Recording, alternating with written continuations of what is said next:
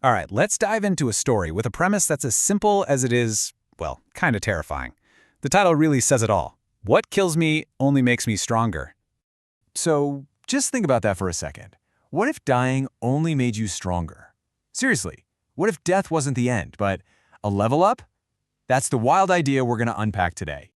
Okay, first things first, let's set the stage.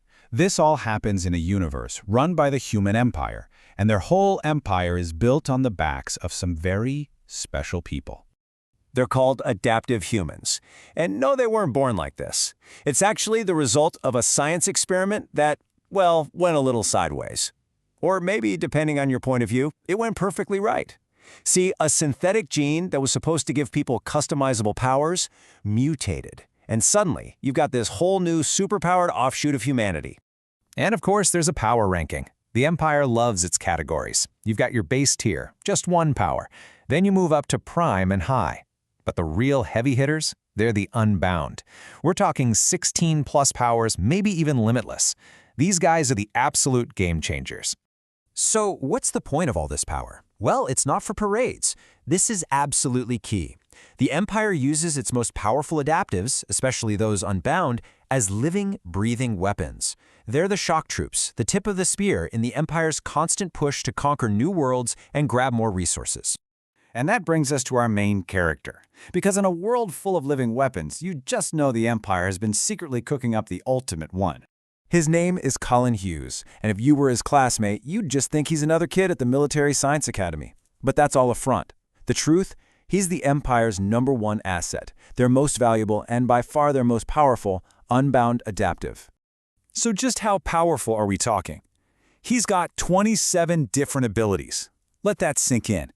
27. That number is just insane. It puts him in a league of his own, way beyond any other unbound they've ever seen. Which brings up the big question, right? How does one guy get so many powers? I mean, other adaptives can copy powers or maybe steal them, but Kalan's method, it's something else entirely. And here it is, the chilling, horrifying secret to his power. Every single one of those 27 abilities, he got it by dying. The Empire's scientists have literally killed him over and over and over again just to make him stronger. He wasn't trained, he was forged. Built in this awful cycle of engineered death and rebirth. All right, so that brings us to the mission that really kicks this whole story into gear. After all those years of development, the Empire figures it's finally time to unleash its ultimate weapon. The plan seems simple enough on paper. Send Kalan to some new planet, have him conquer it, and boom, new territory for the Empire. His own teacher, a guy named Colonel Pesher, is leading the mission. But the Colonel, he's got a bad feeling.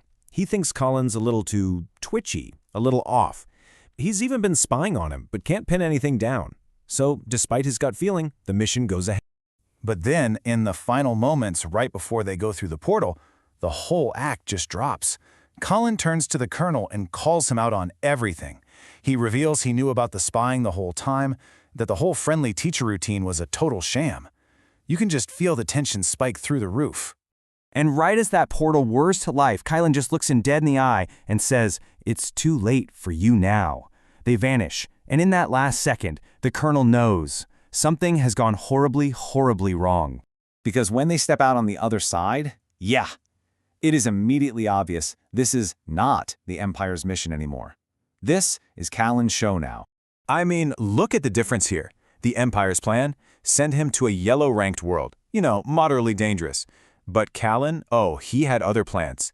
He secretly reprogrammed the whole thing and diverted them to a black-ranked world, a place that's basically a death sentence. See, he wasn't there to conquer anything for them. He was there to escape. So how in the world did he pull this off? Well, it turns out he's been hiding pretty much everything. He's got a shape-shifting clone that messed with the portal. His dimensional storage power, way, way bigger than they thought. That number 27? Yeah, he's got a lot more powers than that.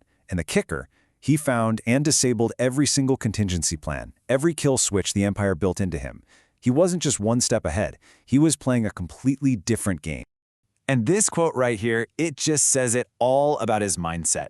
He dragged this whole team with him, stranded them all on this hell planet, and he's like, I feel bad, but not that bad. There's a little bit of regret, maybe, but at the end of the day, his freedom was worth it. He is so done being their puppet. So this is the new status quo. They're all stranded on one of the deadliest planets in the galaxy, and the guy who was supposed to be their weapon is now the one calling all the shots. And let's be super clear about what a black-ranked world actually is. These are the planets that give the Empire nightmares. We're talking places so full of killer creatures and messed up environments that sending in a whole army is basically a suicide run. And this is where Kalan chose to go. For him, it's not a death trap. It's his new playground. The shift in command is instant. Some terrifying six-legged tiger thing jumps out, and the trained soldiers, they just freeze. But Kalan, he just waves his hand, and it's gone. Then he lays down the new law. You want to live? You listen to me. No questions. The colonel, completely beaten, totally outmatched, what can he do? He agrees. Command is transferred. And there you have it, the perfect flip. The asset is now the boss. The weapon they built is now their only hope for survival. Out here, so far from the Empire's reach, Kalan's power isn't just an advantage, it's the only law there is. So that leaves us with a huge question, doesn't it? Kalan's finally free, but he had to drag a bunch of people down with him to get there. He was made into this incredibly powerful being through pure cruelty. So now that he's in a place where might makes right, who is he going to be? A hero? A monster? Or something new altogether?